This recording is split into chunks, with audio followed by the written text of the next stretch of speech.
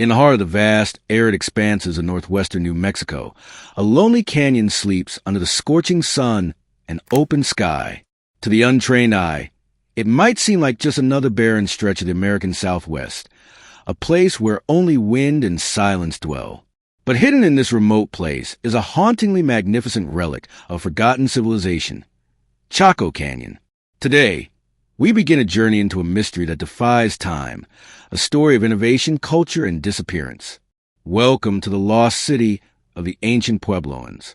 For centuries, the towering stone ruins of Chaco Canyon lay forgotten, slowly succumbing to the elements. Yet, in their walls, there are secrets, whispers of civilization that once thrived against the odds. Before Europeans set foot on the continent, long before the formation of the United States, the Ancient Puebloans, also known as the Ancestral Puebloans, built one of the most remarkable urban centers in pre-Columbian North America. Monumental buildings, intricate roads, and celestial observatories rose from the desert floor. At its peak, Chaco was the heartbeat of a sophisticated society, unmatched in architectural grandeur and social organization in the region. The canyon's rediscovery in the late 19th century piqued the interest of archaeologists, adventurers, and later, historians. In 1896, the Hyde Exploring Expedition, in partnership with the American Museum of Natural History, began the first formal excavations of what would be called Pueblo Bonito, the largest and most iconic of the great houses in Chaco Canyon. What they unearthed was astonishing. Massive multi-story buildings with hundreds of rooms, sophisticated masonry, and ceremonial kivas, circular subterranean chambers used for religious rites.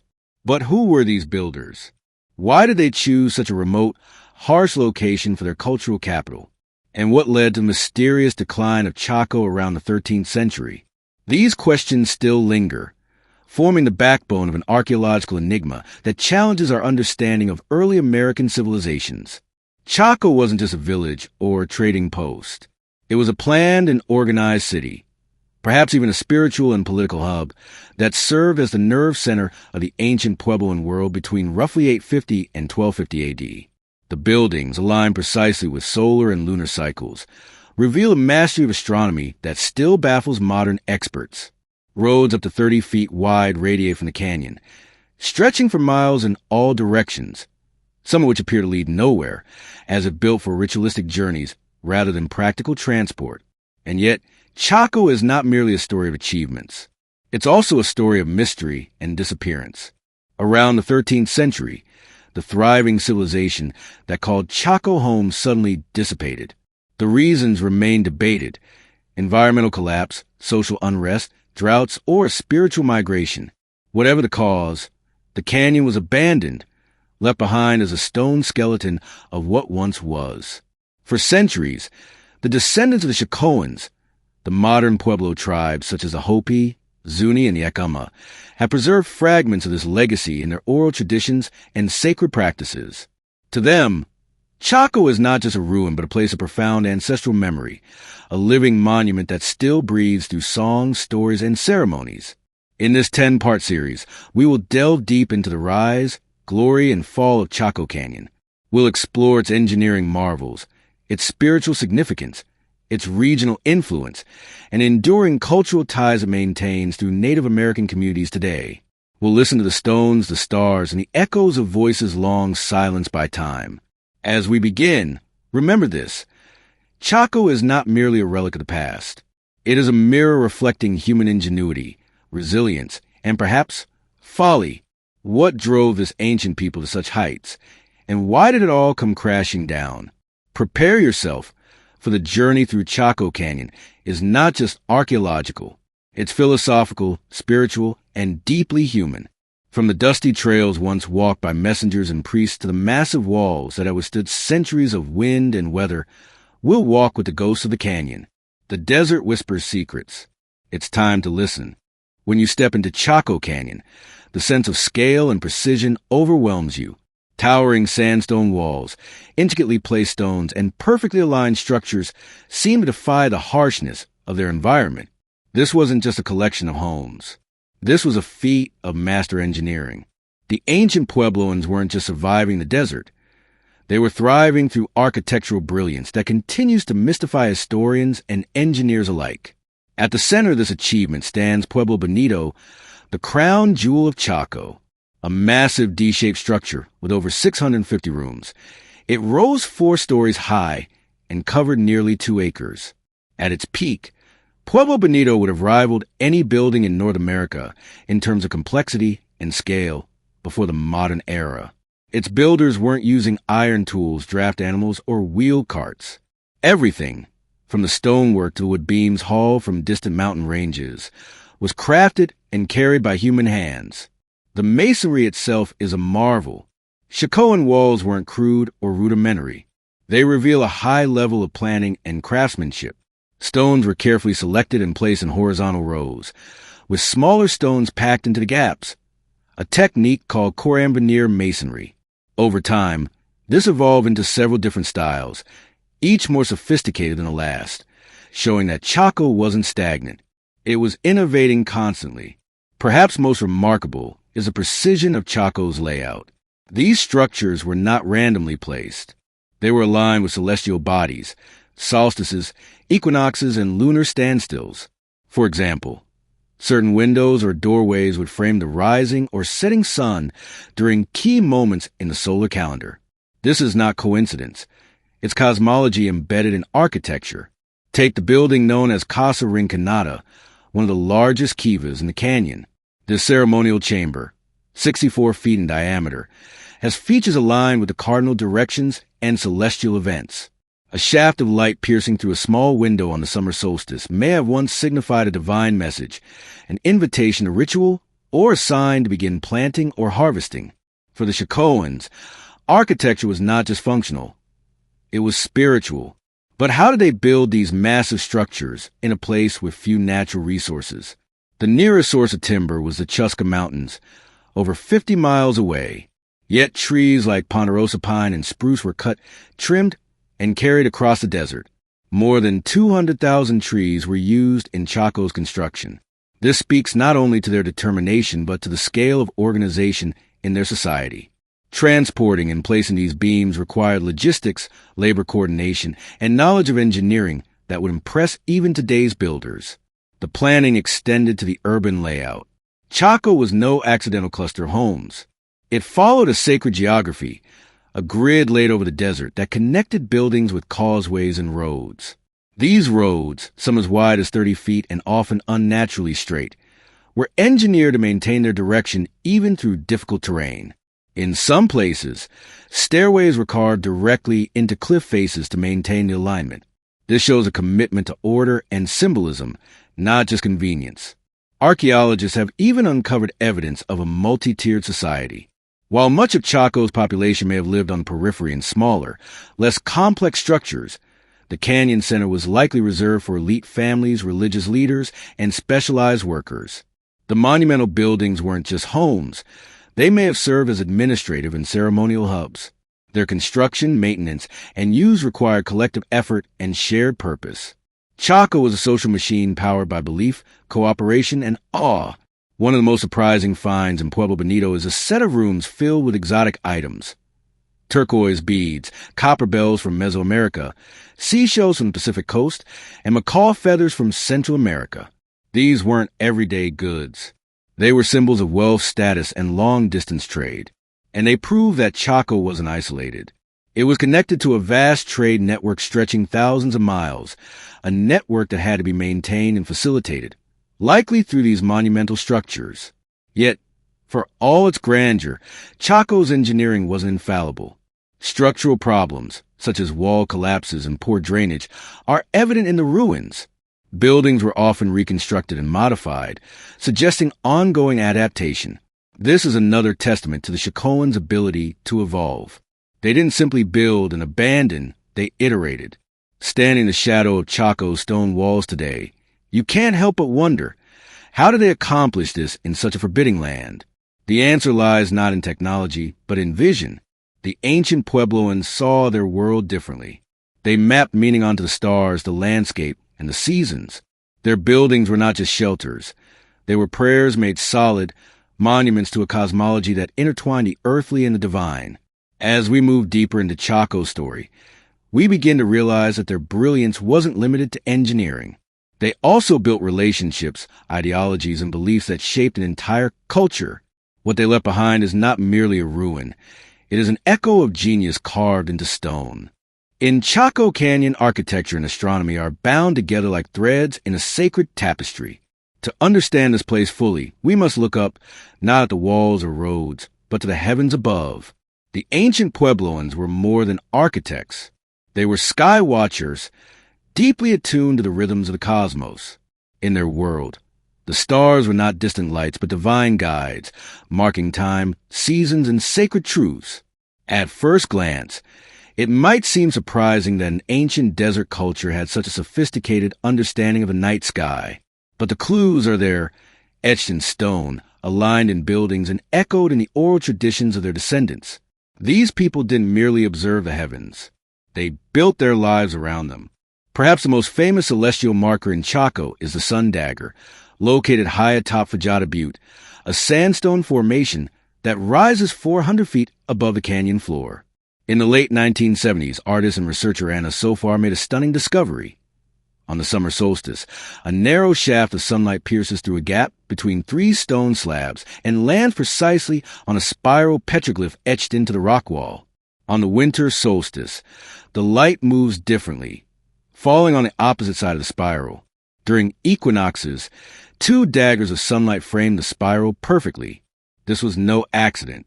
The sun dagger reveals that the Chacoans had mapped the solar calendar with astonishing precision. From this sacred point, they could track the passage of the sun across the seasons, essential information for a people whose agricultural success depended on planting and harvesting at just the right moment.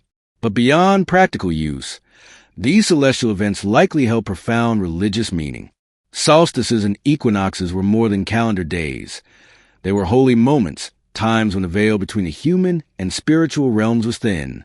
The sun dagger isn't the only example. Many of Chaco's great houses are aligned to cardinal directions or to lunar standstill points, rare events in the moon's 18.6-year cycle. The building called Pueblo Bonito, for instance, is aligned precisely east-west, with doorways and windows that capture sunlight in a manner far too precise to be coincidence. These alignments suggest a long tradition of astronomical observation and a deep cultural commitment to incorporating celestial knowledge into civic design. But how did they observe the heavens with such accuracy, without telescopes, computers, or written records? The answer lies in generational memory and sky-watching traditions. It's likely that certain individuals, priests, astronomers, or spiritual leaders, were designated to track celestial bodies, record their positions using landmarks, and pass this knowledge through ritual and oral tradition. Observing the sky was not a hobby. It was a sacred duty, essential to maintaining the cosmic balance that governed life.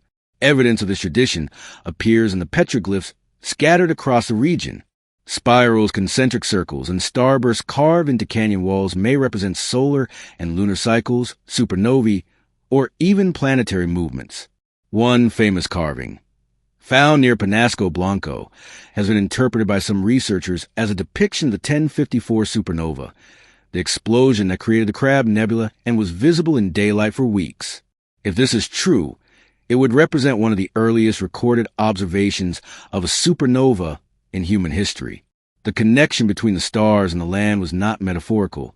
It was literal. Roads, buildings, and ceremonial sites were mapped to mirror constellations, perhaps serving as terrestrial counterparts to celestial patterns. This concept, sometimes called as above, so below, underscores a worldview in which the heavens and the earth were deeply interlinked. Living in harmony with the cosmos was not only a spiritual ideal, but a societal imperative. For the ancient Puebloans, time itself was sacred. Their lives followed cyclical rhythms, governed by solstices, lunar phases, and planting seasons. Ceremonies were held to mark these turning points, rituals of renewal, gratitude, and cosmic alignment. The kivas, with their round subterranean forms, echoed the shape of the cosmos and may have served as symbolic wombs, places of rebirth and connection to the spiritual world. Inside them, chants, dances, and offerings honored both ancestors and deities believed to inhabit the sky. Today, we might take for granted our calendars, clocks, and weather forecasts. But in the world of Chaco, knowing when to plant, when to harvest, and when to worship was a matter of survival. And so they read the stars, not just with intellect, but with reverence. The universe was their clock, their compass, their storybook. The sky was not above them. It was within them. And so when we walk through Chaco's ruins and look toward the horizon, we're not just seeing the remains of buildings. We're witnessing a cosmic blueprint, a city designed to reflect and honor the universe itself. The ancient Puebloans knew that the stars had stories. They listened, and in stone they replied. To fully grasp the soul of Chaco Canyon, we must descend, physically and spiritually, into its kivas. These subterranean ceremonial chambers were not simply meeting spaces or storage pits. They were portals to the spirit world, the beating heart of Chacoan religion and culture. Just as the canyon's massive structures reached toward the sky, the kivas pulled inward, downward, into the underworld, into the sacred realm of ancestors, gods, and origins. Across Chaco Canyon, you'll find dozens of kivas, ranging from small family-sized structures to massive great kivas, such as Casa Rinconada. These circular, stone-lined chambers were usually built below ground level, with a low bench lining the interior, a central fire pit, a ventilation shaft, and a feature called the sapapu, a small hole in the floor believed to represent the place of emergence from the underworld. To the ancient Puebloans, the sapapu wasn't symbolic. It was real. It marked the connection between this world and the one below, the world from which their ancestors emerged, according to many Pueblo origin stories. Every ceremony that took place in a kiva honored this journey and reaffirmed their identity as a people born from the earth and connected to the cosmos. But what happened in these sacred spaces? The answer, layered in mystery and tradition, comes to us through both archaeology and the living oral histories of the Pueblo peoples. Descendants of the Chacoans, rituals in the kivas were likely performed by religious societies or clan groups and may have included dances, chants, prayers, feasting, and symbolic reenactments of ancestral myths. The use of fire, smoke, and light would have transformed these dark underground spaces into vivid sanctuaries alive with movement and meaning. In such a confined, circular setting, sound would echo and intensify, creating an immersive, possibly trance-inducing atmosphere. Imagine entering a kiva during the winter solstice. Outside, the desert is silent and cold, the sky a dome of stars. Inside, the room is dark except for the flicker of sacred fire. Dancers move in rhythm, invoking the return of the sun, the cycle of seasons and the rebirth of life. At the center lies the sapapu, a reminder of where it all began. Great kivas, such as the one at Casa Rinconada, measuring 64 feet in diameter, were the largest and most elaborately constructed. These weren't just ceremonial spaces for one family or clan. They were community centers of ritual, capable of holding dozens of participants. The size, the design, and the orientation of great kivas speak to their profound importance. Some had masonry vaults, built-in niches for sacred items, and even stone markers that may have aligned with celestial events. But the spiritual significance of the kivas extended beyond their walls. The entire layout of Chaco Canyon seems to reflect cosmological and religious order. Roads were built to connect great houses and kivas over vast distances, suggesting that religious processions or pilgrimages may have taken place. Ceremonial practices may have extended across the entire Chacoan world, linking people not just through trade, but through shared ritual cycles. Some archaeologists believe that Chaco served as a kind of regional pilgrimage center, where people from outlying communities gathered during important celestial or agricultural events. These gatherings may have included ritual feasting, exchange of goods, marriage alliances, storytelling, and rites of passage. The canyon, then, wasn't just an architectural marvel. It was a sacred stage of a living religion. Ceremony permeated daily life as well. Offerings have been found in fire pits and underfloors. Items like turquoise, shell beads, carved bones, and even animal remains. These were not accidental artifacts. They were deliberate acts of devotion, placed with care to honor spirits, ancestors, or deities. Ritual and belief shaped the very construction of homes and community life. The role of kivas evolved over time. By the late Chacoan period, changes in kiva design and placement suggest shifts in religious practice or social organization. Smaller, More private kivas became more common, perhaps reflecting a decentralization of ritual or the fragmentation of spiritual authority. This change coincides with other signs of cultural transformation, which we'll explore in later segments. Importantly, many modern Pueblo communities, such as the Hopi, Zuni, Acoma, and others, still use kivas today, both as places of ceremony and as cultural strongholds. Though their specific practices vary, the continuity is undeniable. The spiritual legacy of Chaco lives on, not just in stone, but in living tradition. The language of the kiva has not gone silent. It speaks in drumbeats, in prayers, in dances that stretch back 1,000 years. For modern visitors, standing in a great kiva is a humbling experience. The silence is thick, the architecture intentional. You feel, for a moment, as if you're not just observing the past, but participating in something eternal, a ritual, a remembering. Chaco Canyon was many things, a hub of trade, a political center, a marvel of engineering. But at its heart, it was a sacred place, shaped by people who understood that meaning begins in ceremony, that to live well was to live in rhythm with the sacred. Imagine a civilization so advanced, so interconnected, that it carved hundreds of miles of straight roads through one of the most rugged desert terrains in North America, without wheels, without pack animals, and without metal tools. This was Chaco Canyon, not just a spiritual and architectural marvel, but a nexus of commerce, influence, and movement. This segment peels back the layers of Chaco's expansive road system and trading network, a system that extended far beyond the sandstone cliffs of New Mexico and helped create one of the most complex societies in pre-Columbian North America. At the heart of this network lay Chaco Canyon itself. From this central hub radiated massive engineered roads, some as wide as 30 feet, stretching straight across mesas, through canyons, and over mountains. Unlike modern roads that curve and wind with the land, many Chacoan roads were engineered to go straight, remarkably straight, regardless of obstacles. In some cases, stairs were carved directly into cliffs, and earth was leveled to maintain a linear path. This kind of road building wasn't just about transportation. It was symbolic, ceremonial, and social. These roads linked more than just geography. They connected people, beliefs, and rituals. But what exactly were these roads for?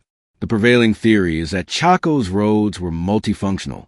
Yes, they facilitated trade, allowing goods, foods, and raw materials to move between communities. But they also likely served as ceremonial pathways, used for processions and pilgrimages. Imagine throngs of people walking in reverent silence across the desert, carrying offerings to the great kivas of Chaco, guided not by stars alone but by the roads etched into the earth. Archaeologists have documented at least 400 miles of these prehistoric highways, linking Chaco Canyon to over 150 outlier settlements spread across the Four Corners region. Some of the most famous roads include the Great North Road, which stretches nearly due north from Chaco to the Salmon and Aztec ruins, and the South Road, reaching into the desert toward what is now El Malpais. These were not haphazard paths. Their orientation often aligned with astronomical events or significant geographical features. The Great North Road, for example, may have pointed toward the place of origin in Pueblo cosmology, the mythical point of emergence from the underworld. But the roads were only part of the story. Chaco was also a trading powerhouse, importing luxury goods from regions hundreds, even thousands of miles away. Among the most fascinating finds in Chaco Canyon are macaws and copper bells from Mesoamerica, signs of long-distance contact with central and southern Mexico. Macaws native to the tropical forests of southern Mexico and Central America were kept in special enclosures in Chaco. These weren't pets. They were sacred animals, their vibrant feathers used in ceremonial garb and rituals. Their presence in such an arid landscape reveals just how far-reaching Chaco's trade and influence extended. Turquoise was another prized commodity. The Chacoans mined and worked turquoise extensively, turning it into jewelry, mosaics, and ritual offerings.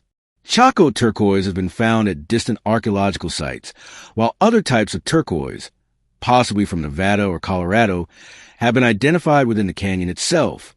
It's clear that Chaco wasn't just a consumer of goods.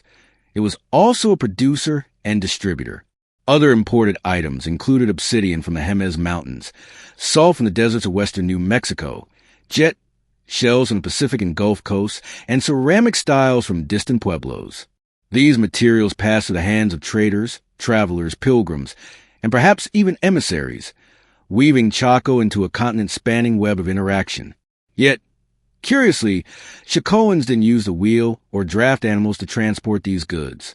Everything had to be carried by human porters, a staggering feat of endurance that speaks to the social and ceremonial importance of what they were carrying. Why go to such lengths? Because these weren't just trade goods, they were spiritual currency. The movement of these objects helped sustain relationships, obligations, and sacred reciprocity among Chaco and its outlying communities. The roads themselves may have been viewed as lines of sacred communication, not unlike veins in a body or ley lines in a landscape. The road system and trade network also imply a high degree of social organization. Managing construction, maintenance, and ceremonial use of such a vast network would have required central coordination, perhaps through priestly elites or ruling lineages based in the great houses of Chaco. This supports the idea that Chaco Canyon was not just a settlement. It was a regional capital, orchestrating ritual and economic life across an enormous landscape. But eventually, this web began to unravel. Climate change, resource depletion, social upheaval. Many forces may have disrupted the delicate balance that made the Chacoan network possible. Roads fell into disuse. Trade routes shifted. The great houses emptied. Yet even in their ruin, these roads remain, etched into desert stone and memory alike. Today, Chaco's road system is still visible from aerial surveys and satellite imagery. Its geometry and scale continue to baffle and inspire researchers. How did people without modern tools or maps create such order? How did they see the landscape, not just as a challenge to be conquered, but as a canvas for spiritual and communal expression? Chaco's roads weren't just about where people were going. They were about who they were and how they stayed connected across space, time, and spirit. When we gaze upon the massive walls and kivas of Chaco Canyon, it's easy to see grandeur. But behind every stone lies a question. Who built this? Who commanded it? Who lived in its shadows? As we delve deeper into the society of the ancient Puebloans, a more layered, more complex picture emerges, one that suggests Chaco was not an egalitarian utopia, but a place of power, hierarchy, and control. Unlike the small, kin-based pueblos we often associate with Native American communities, Chaco Canyon operated on a grand scale, both physically and socially. At its peak, between the 10th and 12th centuries, Chaco may have supported thousands of inhabitants, but not all of them lived or ruled equally. Let's begin with the great houses, massive, multi-storied stone structures like Pueblo Bonito, Chetroquetl, and Una Vida. These were not ordinary homes.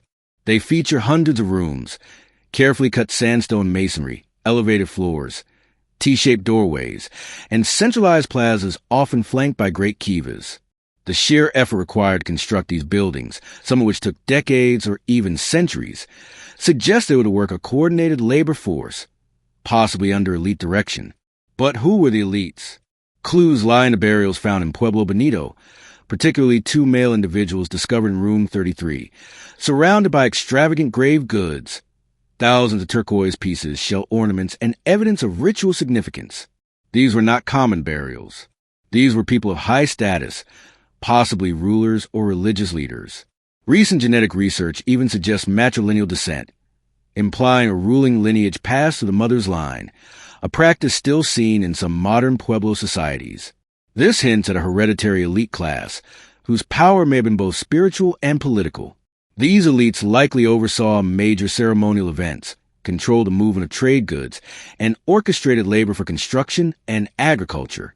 They may have lived in the great houses, or at least claimed sacred authority over them, while the majority of the population lived in smaller, surrounding dwellings or outlier communities across the region. Daily life for commoners in Chaco was likely rooted in farming, crafting, and communal obligations. They cultivated maize, beans, and squash, maintained irrigation systems, and participated in seasonal rituals and ceremonies. But the demands of supporting essential authority, through labor, food surplus, and participation in religious life, would have added weight to their daily existence. Evidence shows that some great houses were not even fully inhabited year-round, functioning more like ceremonial centers or elite residences than population centers. This strengthens the theory that Chaco operated on a hub-and-spoke model, a central power drawing resources and allegiance from surrounding settlements. The people of Chaco weren't simply villagers. They were participants in a region-wide system, bound by spiritual ideology, economic ties, and perhaps even political coercion. Archaeological evidence also supports this disparity. For instance, while elites were buried with vast wealth, most burials across Chaco lack such extravagance. Many everyday homes show signs of basic subsistence and wear, contrasting sharply with the precision and preservation of great house rooms.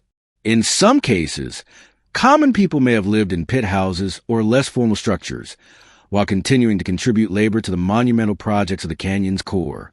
Even the control of feasting and ritual may have reinforced this hierarchy. Elites could host large public feasts during solstice events or religious ceremonies, distributing food, goods, and spiritual favor. This created dependency and loyalty, a system as effective as military power, though subtler. Those who controlled the rituals controlled access to the gods, and through them, to the social order itself. Yet this hierarchy didn't necessarily mean oppression in the modern sense. Power in Chaco may have been religious before political, a sacred duty to maintain cosmic order, passed through bloodlines or spiritual vision. Leadership could have been legitimized not by force, but by access to divine knowledge. That said, the benefits of that power, fine goods, better homes, and social prestige, were very real. This social stratification, while impressive, may also have contributed to Chaco's eventual decline. As climate conditions worsened and resources grew scarce, the burden on common people may have become unsustainable. Loyalty to elites might have eroded. Peripheral communities may have pulled away from the center. Without widespread support, the core institutions of Chacoan society, its roads, rituals, and rulers, began to fragment. Even in decline, however, Chaco's influence persisted. Its social patterns, architectural forms, and ceremonial traditions were carried forward into later Pueblo cultures. The tension between communal life and elite control, between spiritual authority and practical survival, remained embedded in the memory and myths of its descendants. Today, as we walk through the ruins, we see not just stones, but layers of society, the elite and the everyday, the sacred and the political. Chaco was more than a city. It was a civilization defined by structure, both physical and social. Chaco Canyon rose from the desert like a dream, engineered with precision, powered by ritual, and sustained by a vast network of people and places. For nearly 3 centuries, it thrived as a spiritual and cultural heart of the ancient Puebloan world. But by the late 1100s, the roads were silent. The great houses stood empty. Ceremonial fires that once danced through kivas went cold. What happened to Chaco Canyon? Why did such an intricate and powerful society collapse? The answers lie in a convergence of natural disasters, environmental stress, and possibly deep societal fractures. Let's start with the climate. Tree-ring data and sediment studies point to prolonged droughts in the mid to late 12th century. For a society heavily dependent on maize agriculture, even a few years of poor rainfall could be devastating. But this wasn't just a dry spell. It was part of a long-term shift in climate that made large-scale food production unreliable. Remember, Chaco was not self-sufficient. Its fields and water systems could barely support the thousands who gathered during ceremonial cycles. The center relied heavily on surrounding communities to send food, timber, and labor. When those outlier settlements were themselves hit by drought, the entire network began to crack. Archaeological findings show a marked decline in new construction in Chaco after the mid-1100s. Grand projects ceased. Roads were no longer maintained. Trade items became scarce. And most tellingly, many outlier communities were abandoned or burned, indicating possible unrest or withdrawal from the Chaco system. So, was this collapse purely environmental? Likely not. Climate stress may have been the trigger, but social and political tensions were already simmering beneath the surface. As elite rulers demanded more food and labor to maintain their ceremonial prestige, common people may have begun to question the legitimacy of their authority, especially if the rituals were no longer bringing rain or prosperity. In some abandoned great houses and outliers, researchers have found evidence of violence. Arrow points lodged in bones, burned buildings, smashed ceramics. This suggests that the decline of Chaco may not have been peaceful. Disillusionment and rebellion could have erupted into internal conflict as the central ideology broke down. There's also evidence of outmigration. As conditions worsened, families and entire clans began to move away from the Chaco region. They didn't vanish into thin air. They resettled, seeking more sustainable environments and forging new communities. Some moved west into the Hopi mesas. Others traveled north into what is now Mesa Verde. The cultural knowledge, stories, and ceremonial practices of Chaco were carried with them and reshaped in their new homelands. In this way, Chaco didn't fall like a toppled kingdom. It transformed.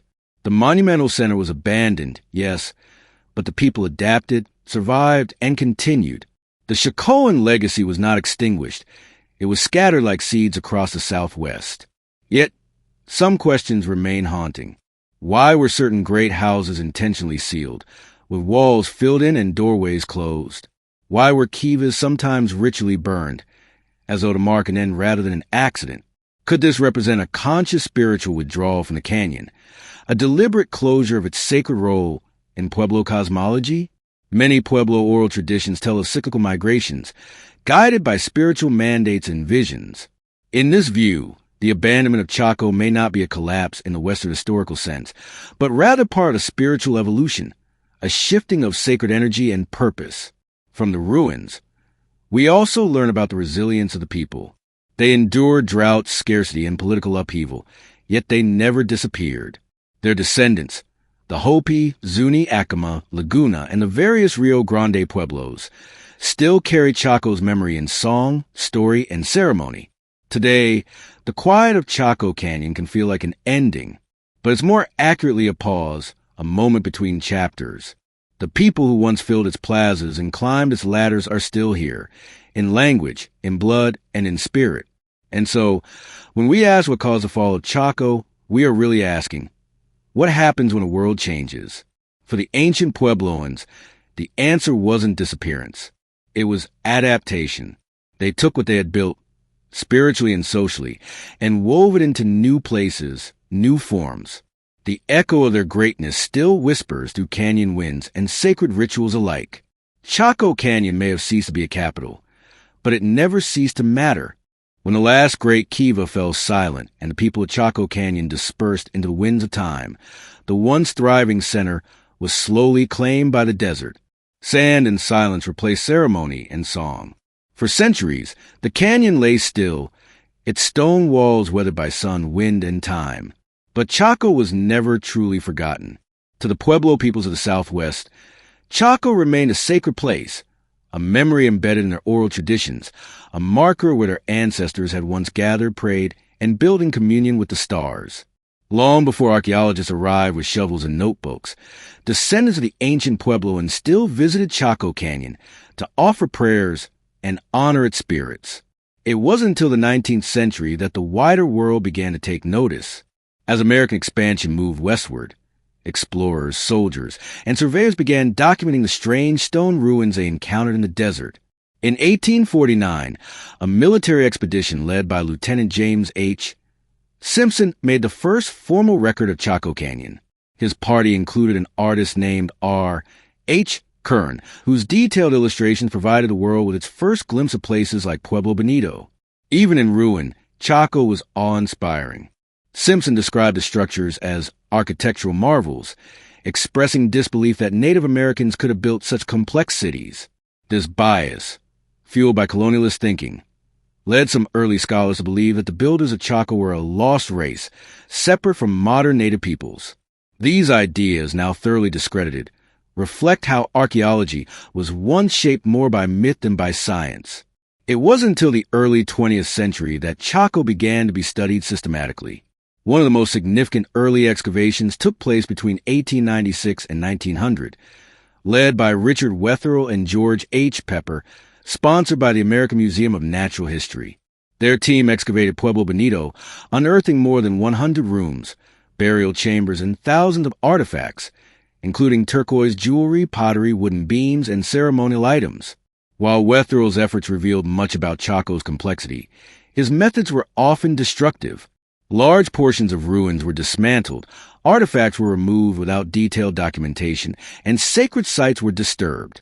This era of excavation, often driven by museums and private collectors, left a permanent mark, not just on Chaco's physical remains, but also on the cultural memory of native peoples, who saw their sacred sites being looted and dissected. It wasn't until later in the 20th century that archaeological practice began to shift toward respect, preservation, and collaboration. By the 1970s and 80s, Chaco had become a protected site under the care of the National Park Service, and research was guided more by questions of culture, spirituality, and sustainability than treasure hunting. One major breakthrough came with the use of dendrochronology, the study of tree ring dating. By analyzing wooden beams in Chaco's buildings, researchers could determine exact construction dates, which revealed that the Chacoan Golden Age spanned from about 850 to 1150 CE. These beams, brought from distant forests, also confirmed the scale of Chaco's regional network and labor coordination. In the 1990s and early 2000s, technological advances, such as remote sensing, aerial photography, and ground-penetrating radar, helped researchers uncover Chaco's vast road systems and outlier communities, many still buried beneath the desert. These tools painted a picture not just of a canyon, but of a regional civilization, one that stretched across hundreds of miles. Yet the most important development in Chaco studies hasn't been technological, it has been cultural. In recent decades, archaeologists have begun working closely with the Pueblo tribes, whose ancestors once lived in Chaco Canyon. Today, Hopi, Zuni, Acoma, Laguna, and Rio Grande Pueblo communities contribute oral histories, ceremonial knowledge, and traditional understandings to the interpretation of the site. These indigenous perspectives remind us that Chaco was not just an archaeological curiosity, it was, and still is, a living sacred landscape. For many modern Puebloans, the canyon remains a place of pilgrimage and reverence, tied to stories of origin, migration, and cosmic alignment. This shift toward indigenous-led interpretation marks a healing chapter in the long story of Chaco. It brings balance to the scientific narratives and honors the people for whom this place has never been lost. Today, Chaco Canyon is protected as a UNESCO World Heritage Site and a National Historical Park. Visitors can walk the ancient plazas, peer into rooms built 1,000 years ago, and gaze at the same sky that once guided the Puebloan architects. Yet even in its rediscovery, Chaco remains elusive. We still don't know the full extent of its influence, the intricacies of its rituals, or the precise reasons for its decline. The canyon keeps its deepest secrets tucked within its sandstone walls and shadowed kivas. But perhaps that's fitting. Chaco was built as a bridge between worlds, between earth and sky, between people and spirits, between past and future. Its rediscovery is not about solving a mystery, but about honoring a legacy. While the stone walls of Chaco Canyon stand silent under the desert sky, they are not forgotten. For many, Chaco is a ruin, an echo of a long-lost civilization. But to the Pueblo peoples of the American Southwest, Chaco Canyon is not a relic. It is alive. It breathes through memory, prayer, and ceremony. Across the Hopi mesas, the Zuni Pueblos, and the Rio Grande villages, stories still speak of an ancient center of learning and spirit, a place where the people once gathered to find balance with the earth and sky. That place is known by many names, but its sacred purpose is clear. It is Chaco. The traditions that tie modern Pueblo peoples to Chaco are not archaeological, they're ancestral.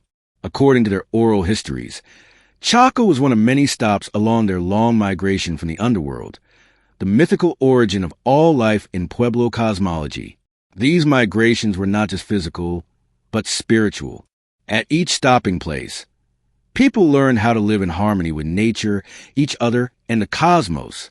Chaco Canyon, in this view, was one of the great teaching places, a sacred school of stars, seasons, and ceremony. While archaeology seeks artifacts, the Pueblo way seeks meaning. And in this meaning, Chaco lives on. Let's take a closer look at how that legacy survives. Among the Hopi, for example, there are ceremonial cycles that echo the architecture and cosmology of Chaco.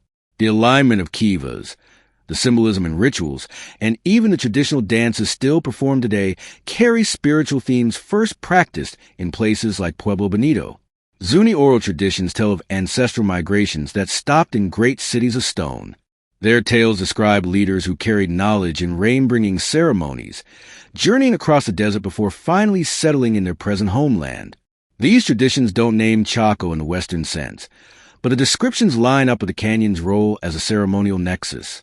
Language itself carries memory. In Tewa, Carrizo, and Hopi languages, sacred directions, colors, and cosmological principles are all woven into daily speech. The number 4, sacred in Chacoan architecture, is foundational to these cultures, for directions, for seasons, for sacred mountains. This shared worldview links the past and the present in a way that goes beyond the physical ruins. It's important to note that, for many Pueblo people, not everything about Chaco is remembered with nostalgia. Some traditions speak of overreach, imbalance, or spiritual missteps that led to Chaco's decline. These stories teach that when people pursue power without harmony, they lose the blessing of the earth. So, Chaco is not just a symbol of greatness. It is also a lesson in humility, a cautionary tale written in stone. In the modern era, Pueblo communities continue to fight for protection of Chaco Canyon, not just as a historical site, but as a sacred landscape. The surrounding region, known as the Greater Chaco Landscape, holds shrines, road remnants, and ancestral pathways still used for prayer and pilgrimage. In recent decades, proposed oil and gas drilling near the canyon has ignited fierce resistance from tribal nations. Their message is clear.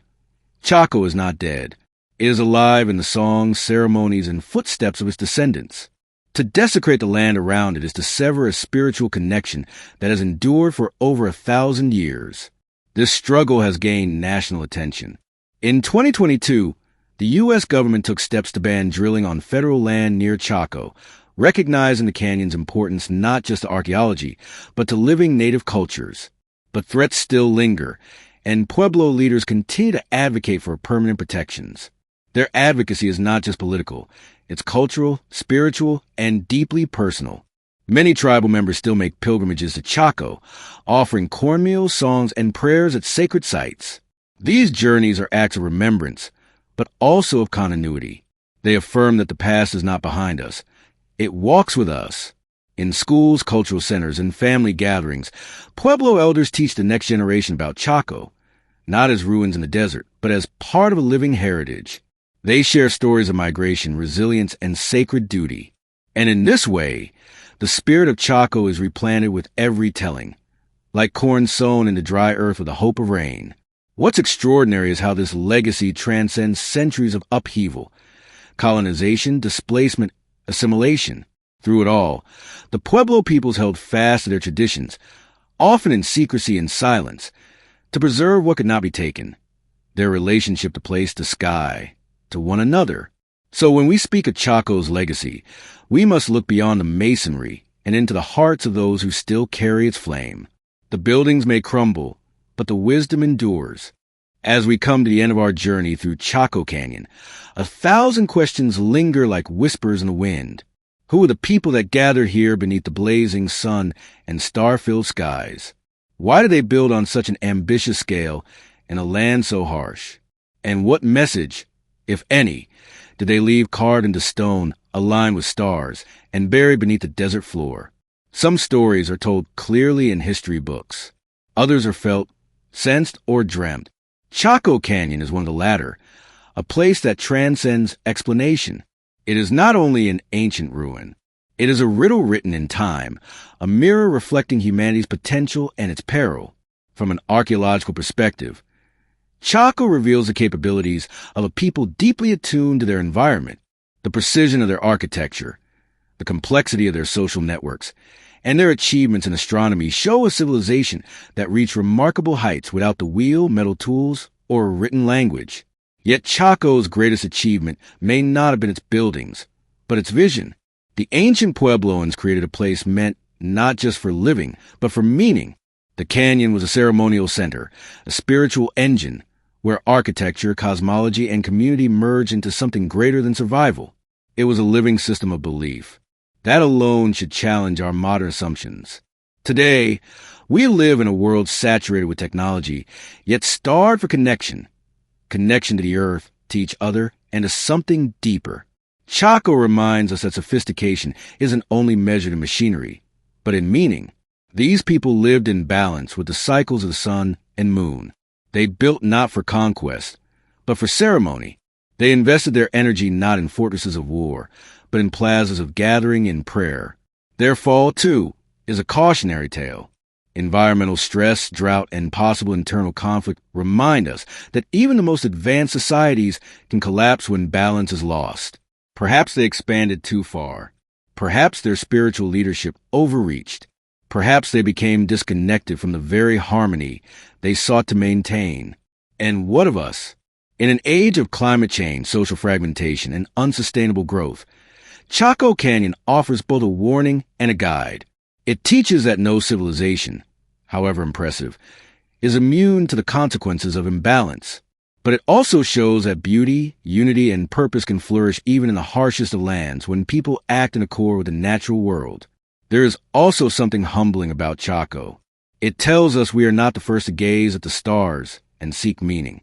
We are not the first to align buildings to celestial rhythms, to mark the passing of solstices and equinoxes with architecture. We are part of a much older story, a story that stretches through time, across cultures and beyond borders. That story lives on in the descendants of Chaco.